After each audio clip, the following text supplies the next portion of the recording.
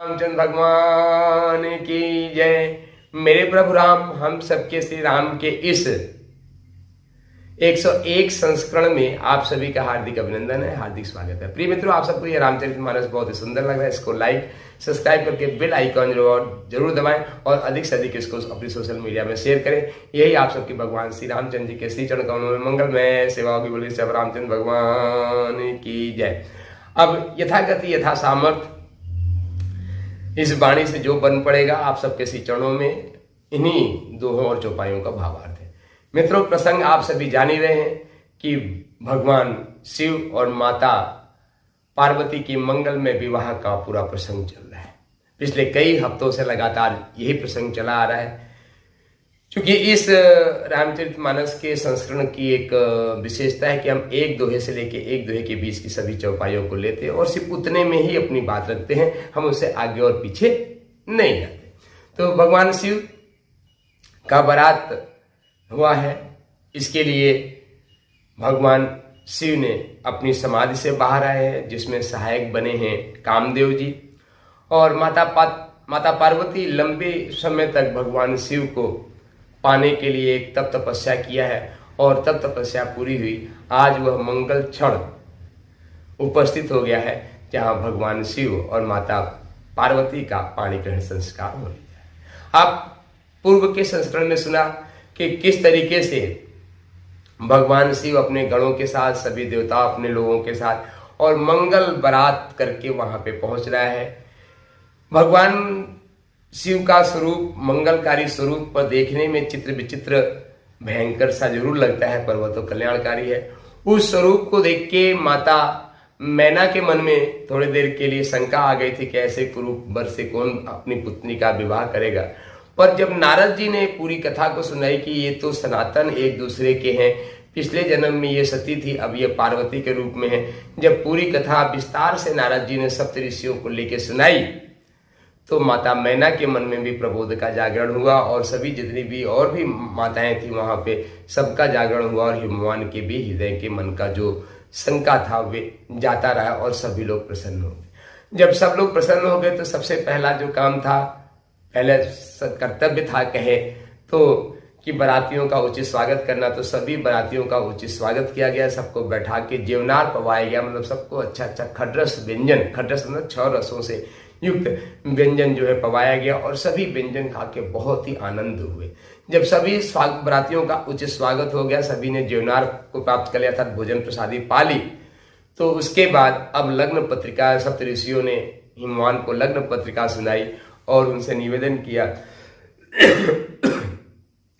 कि यह हिमवान जी सुंदर वह मुहूर्त आ गया है, अब विवाह के कर्मकांड को जो है आगे बढ़ाया जाए। इसके लिए सर्वप्रथम एक वेदिका बनाई गई, वेदिका में बनाने के साथ एक सुंदर आसन रखा गया और उस आसन पे भगवान शिव को बुला के विराजमान कराया गया। भगवान शिव आने के साथ ही भगवान राम अपने प्रभु को मन में ही मन याद करते हुए वहां पे उनको प्रणाम किया और प्रणाम करके वहां पे वे विराजते हैं। और भगवान शिव की जब वे अपने उस सिंहासन में विराजते हैं तो उनकी शोभा अद्भुत देखते बनती है। और फिर ऋषियों के मत से माता पार्वती को निमंत्रण भेजा जाता है। माता पार्वती भी अपने सखियों के साथ पूरे श्रृंगार सहित, जिसको बोलते हैं 16 श्रृंगार करके वहां पे पधारी हैं और भगवान शिव के जो है सबसे पहले दक्षिणावर्त में विराजती हैं। चूंकि पाणी ग्रहण का एक संस्कार होता है, दक्षिणावर्त मतलब दाहिने हाथ की तरफ विराजती हैं।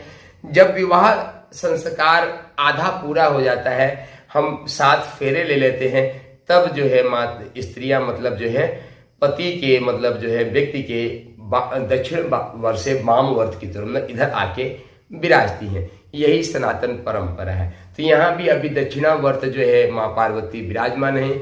यहाँ पे संत शिरोमणि गोस्वामी तुलसीदास जी कहते हैं, संत शिरोमणि गोस्वामी तुलसीदास जी कहते हैं कि माता पार्वती की जो शोभा है वे इतना दैदीप्यमान है, इतना सुंदरता से भरा है कि इस ब्रह्मांड का कोई भी कवि उस सुंदरता का बखान नहीं कर सकता। और इस अद्भुत शोभा का सभी लोग दर्शन पान कर रहे हैं। और भगवान शिव की माँ जगदम्बा के भाव से सभी देवता भी माता पार्वती को, भगवान शिव को प्रणाम कर रहे हैं। तो हम लोग भी प्रणाम कर लें। भवानी शंकरो वंदे श्रद्धा विश्वास रूपिणो। गोस्वामी तुलसीदास जी रामचरितमानस के मंगलाचरण में लिखते हैं कि भवानी शंकरो वंदे श्रद्धा विश्वास रूपिणो। भवानी जो है माँ पार्वती जो है और भगवान शंकर वे श्रद्धा और विश्वास के रूप में जो हम सबके हृदय में विराजमान है। भगवान शिव माता पार्वती कहीं बाहर होंगे ऐसा नहीं है। आपका श्रद्धा और विश्वास ही आपके हृदय में भवानी शंकर के रूप में है। तो हम सब उमा महेश्वराभ्याम नमो नमः उन्हीं को प्रणाम करते हैं। इसी प्रकार से सभी देवता लोग माता पार्वती के सुंदर दैदित्यमान शरीर जो है स्वरूप को और भगवान शिव के भी मंगलकारी स्वरूप को उन्होंने सबने प्रणाम किया है ना। और सभी मुनियों ने उनके प्रणाम किया।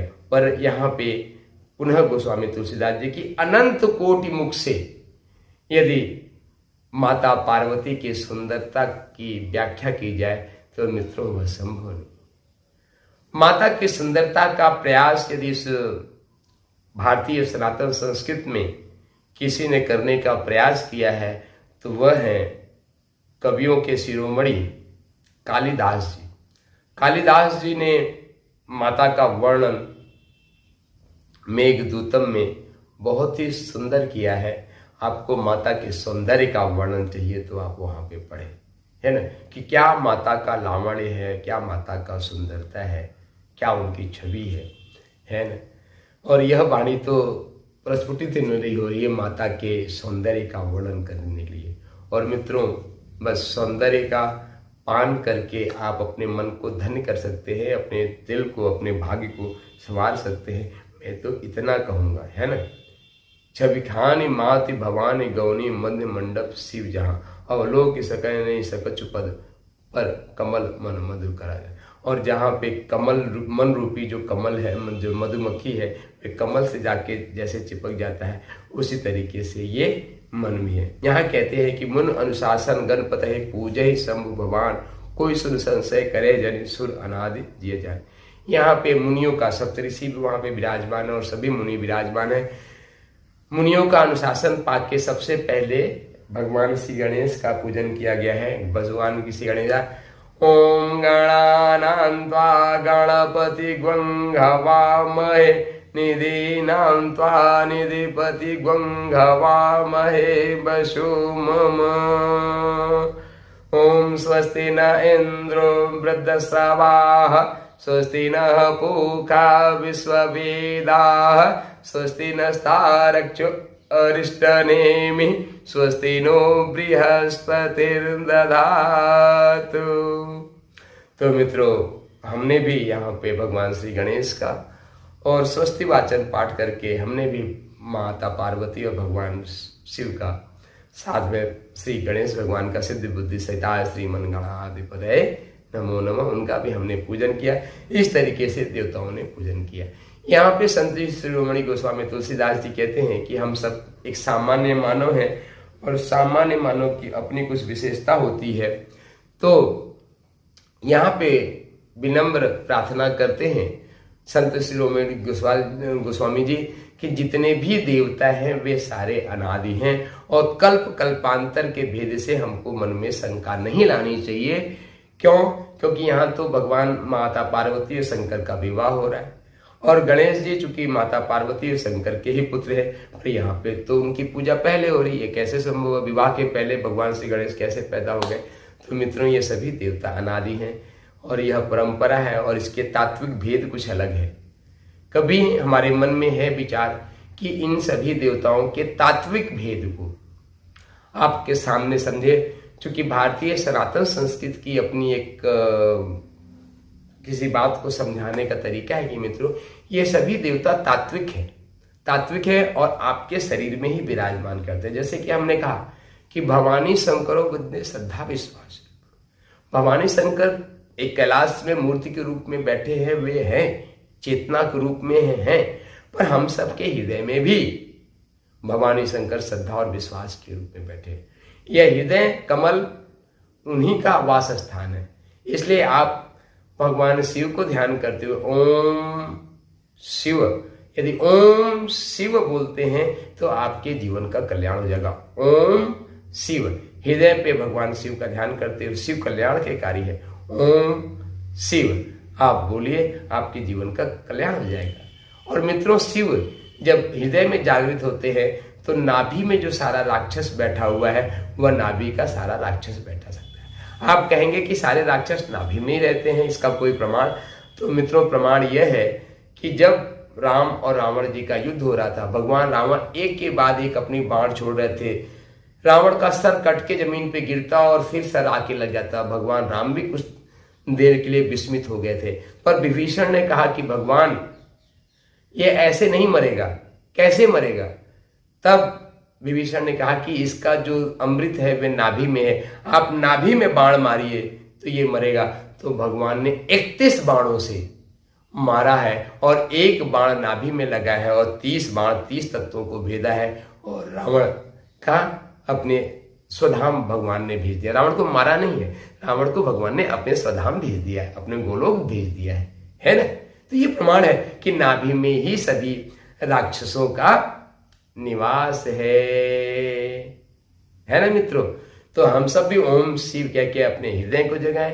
हृदय के बाद आपका नाभि चक्र ओम ग वा मंत्र से आपका नाभि चक्र जागृत होगा। ओम के साथ श्वास लीजिए, ग के साथ रोकिए और वा के साथ श्वास को निकालिए। और जब ओम शिव के बाद ओम गवा से अपना नाभि जागृत हो जाएगा, उसके बाद आप श्री राम श्री राम श्री राम। श्री मित्रों आपका मूलाधार चक्र को जागृत करता है। क्यों जागृत करता है? कि मूलाधार में ही भगवान श्री गणेश भी वास करते हैं और माता श्री गणेश लक्ष्मी के साथ भगवान श्री गणेश लक्ष्मी के साथ वास करते हैं, इसलिए लक्ष्मी भी वहीं भी विराजमान है। होता है ना, हमेशा हम अभी दीपावली आ रही है तो लक्ष्मी गणेश का पूजा एक साथ करते हैं, तो दोनों मूलाधार चक्र में। तो श्री का जब हम मंत्र का उच्चारण करते हैं श्री राम, तो मूलाधार चक्र होता है। राम तो हमारे कण कण में व्याप्त है। सिया राम मैं सब जग जानी और करहु प्रणाम जोर जुग पानी। तो सिया राम मैं सब जग जानी और करहु प्रणाम जोर जुग पानी। इसी भाव से आप सबके अंतःकरण में बैठे हुए भगवान श्री राम को नमन बंदन करते हैं। आप सबके जीवन में शुभ हो, मंगल हो, आप सबके सभी सपने पूरे हों, आप सभी का सौभाग्य जागे, सौभाग्य जागे, यही मेरी मंगलमय प्रार्थना है। तो आइए हम सब मिलके कुछ क्षण भगवान श्री राम का नाम लेते हैं, क्योंकि कलयुग केवल नाम आधारा, सुमिर सुमिर नर उतरे ही पारा। इसके अलावा दूसरा कल्याण का कोई माध्यम है नहीं। तो इसी के साथ शक्ति शंभु जय सिया राम, इसको जो है लाइक करें, सब्सक्राइब करें, बेल आइकॉन जरूर दबाएं और इसको अधिक से अधिक अपने सोशल मीडिया में शेयर कर दें। श्री राम जय राम जय जय राम, श्री राम जय जय राम, श्री राम जय जय राम।